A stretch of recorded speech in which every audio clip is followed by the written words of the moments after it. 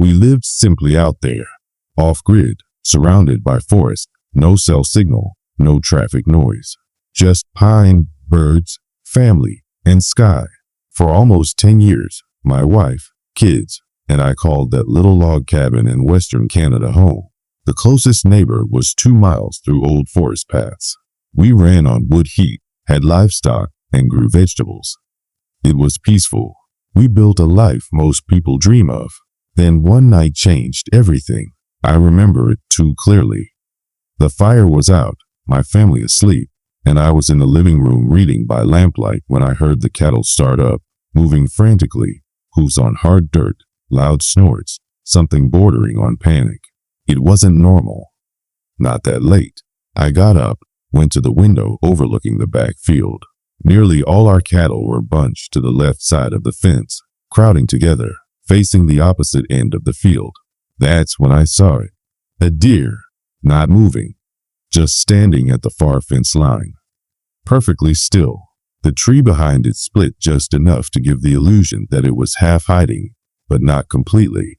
That's what made it weird. It wanted to be seen, but the way it stood, that wasn't a normal stance. Its legs were too stiff. The neck angled slightly back as if bracing, like someone standing in a deer costume who didn't know quite how to hold the posture right. Its eyes seemed wrong, too, wide, fixed, unblinking, and aimed directly at the house. Something about it didn't feel alive. I don't mean I thought it was dead. I mean, it looked like something was inside it, rehearsing how to be a deer. I watched it until it stepped backward into the wood, not turning, just moving straight back. Over the next few weeks, things got strange. We'd find eggs from our co-op smashed. Tools moved. An entire bag of feed was stolen. Once, our back gate was completely unlatched. My daughter tried to say she'd seen a man with deer legs standing in the tree line, but my wife scolded her for making up scary stories. We were exhausted, tense, but I kept brushing it off. Probably a bobcat, maybe even a trespasser. Then, maybe 3 weeks later, came the night I heard it. I was asleep when my wife woke me up with a cold hand on my shoulder. "Do you hear that?" she whispered. I blinked awake. From outside, circling the cabin, came this low, dragging scrape, like something heavy on wood.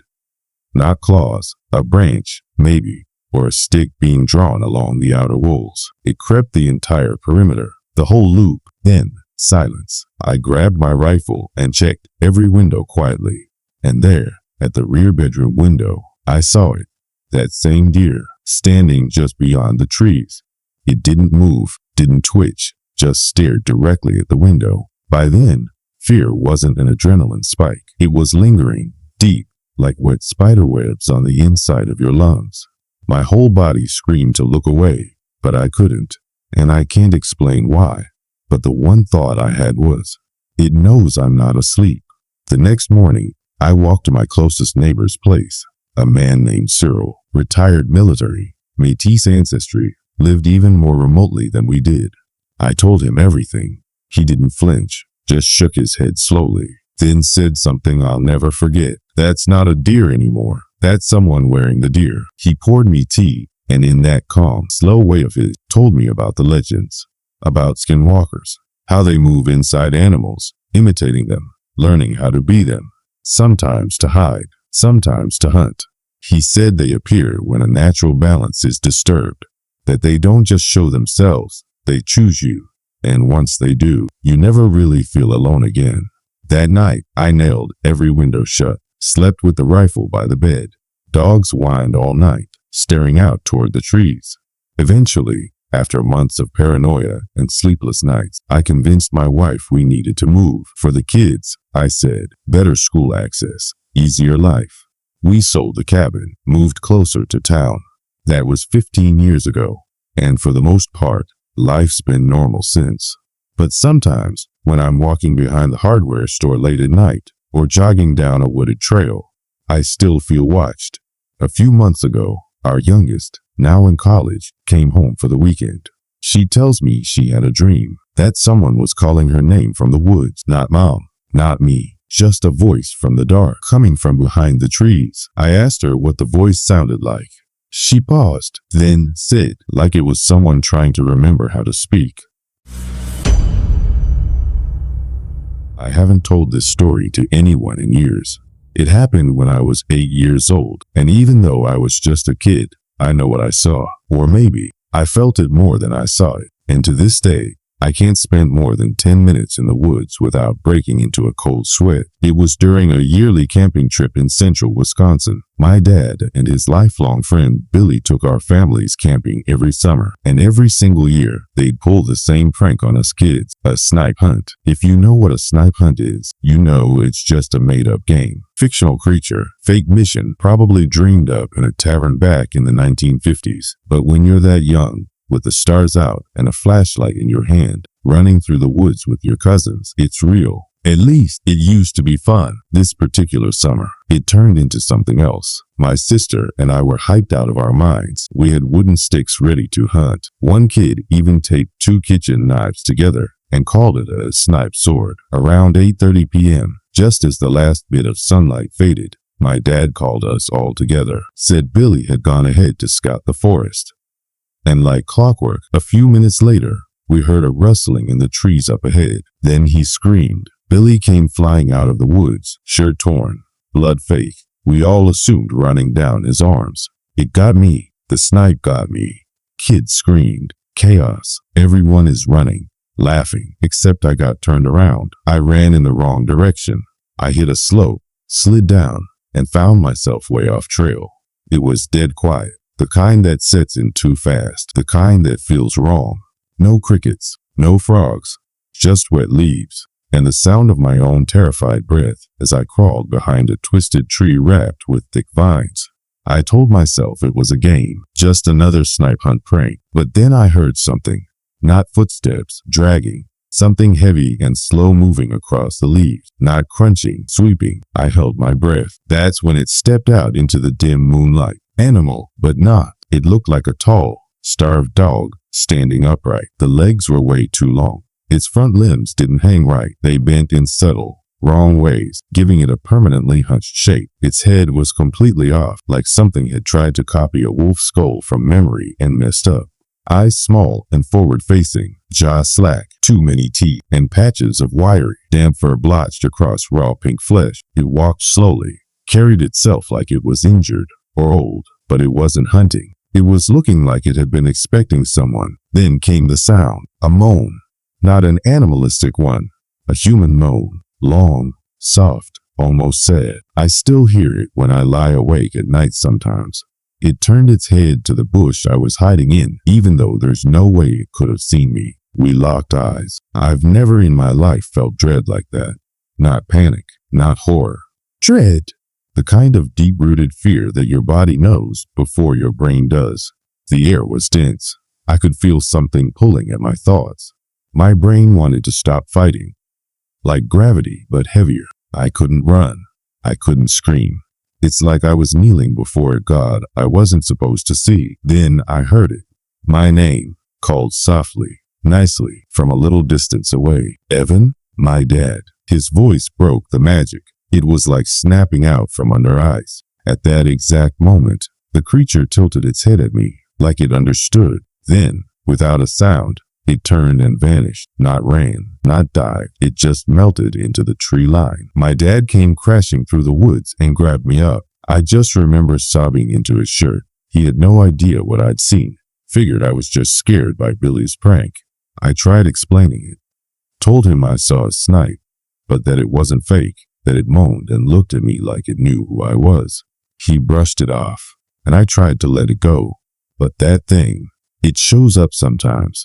Not physically, but out of the corners of my eyes, when I'm biking near the woods, or walking at night past tree clusters. I feel it, watching. I used to think it was just trauma, a terrifying hallucination stuck to a childhood prank. But then last year, I came across a thread about creatures tied to Native American myths. Shape changers, skinwalkers, and there was this one comment deep in the thread. A guy describing a creature just like mine. It moves like it learned how by watching roadkill. It mimics a human voice that doesn't understand emotion. It stares too long like it's trying on your fear, and I swear on everything. just reading that made my knees go weak. I hadn't told anyone those details. Some things walk in the woods, sometimes pretending to be animals, sometimes pretending to be people. And if they call your name, don't answer. This happened to me in the summer of 2020 during a solo backpacking trip through the Mogollon Rim area of Arizona. I live for the wilderness. It's the only place that makes sense to me anymore. My job's remote. I've never liked crowds, and being in isolated terrain forces your mind to quiet down. At least, that's what it used to do. Now, I can't go near a forest without remembering that sound. And truthfully, I don't think I was supposed to walk away from it. The trail I picked that day was barely marked. No recent online activity, no trailhead sign. I only found it because of an old hiking blog that mentioned ghost routes carved by deer and elk, thin wild paths that sometimes intersect with formerly used ranger trails. It sounded perfect to me, quiet and untouched. And for the first few miles, it was exactly what I'd hoped for. Tall sandstone cliffs on my left, vast pine wilderness off to the right. The sun was dipping low enough to cast these long golden shadows across everything. I didn't feel alone. I felt anchored. But then came the whistle. At first, it was faint. Just a few rising notes, like something cutting through the air in a lazy, practiced tune. Almost like someone was whistling as they hiked. Something about it put me on edge, but I assumed maybe another loner like me had found the same trail. Except when I paused to listen, it stopped. Dead silence. I figured maybe I'd misheard it, or it was wind sweeping through a distant crevice. So I kept moving. Another hour passed. The trail dipped into a shallow canyon. The air was cooler there, still, heavier. Then I heard it again. The whistle. Same handful of notes, just clearer, crisper. This time, it came from just beyond a row of juniper trees directly ahead. It unnerved me enough that I stopped walking. Reached for the small knife I kept clipped on my backpack strap. Not that it would have done much against whoever was out there. I called out, "Hey, just hiking through. Didn't mean to spook you." No answer. Just the sound of the wind kicking loose some dry leaves. Then, totally calm and deliberate, the whistle came again. Only this time, it was the same pattern I had just spoken, like someone had mimicked the cadence of my voice, but in whistle form. That's when the panic kicked in. I turned to head out. I wasn't going to spend the night out here with someone playing games in the woods. But the trail behind me wasn't the way I remembered it. Thick branches dipped inward from the brush, ones I swore weren't there moments before. The trail looked tangled, like it had aged a decade in the last hour. Even the air was different. Colder. Still quiet, but not dead. Watching quietly, I picked up my pace, retraced my steps, but as I climbed out of the shallow canyon, I spotted something I couldn't explain. To my right, tucked between some rocks, was a makeshift shelter, about waist high, made of bent branches sharp enough to stab a boot if you stepped wrong, tied together with twine and what looked like animal sinew. Inside, I could see feathers, tanned hides, and something else, a snapped silver necklace with human teeth strung along it. Now, let me be clear, I'm not new to survival shelters. I've seen plenty.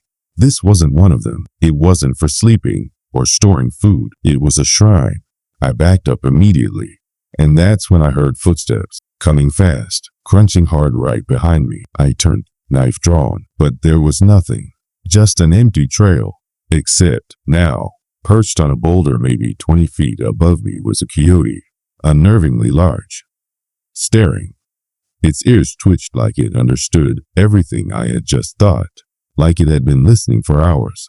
And then, its mouth opened, but instead of barking, or howling, or even growling, it whistled, perfectly mimicked, notes coming from something that shouldn't have vocal cords for that kind of sound. I ran. No pride. No calm. No careful foot placement. I bolted, slipped twice, cut my palm on a rock. Whistles echoed behind me. Too close. Always the same melodic pattern, following me, but I never saw it again. I reached my Jeep near dusk, a bloody, frazzled mess. Drove straight to the nearest gas station. The guy working there looked at me like I'd seen a ghost. I probably did. I tried to explain it, but he just asked one question. Did it talk? No words. Just noise trying to sound like you? I nodded. He gave me a long look. Just shook his head. You went into their land, he said. They let you go this time.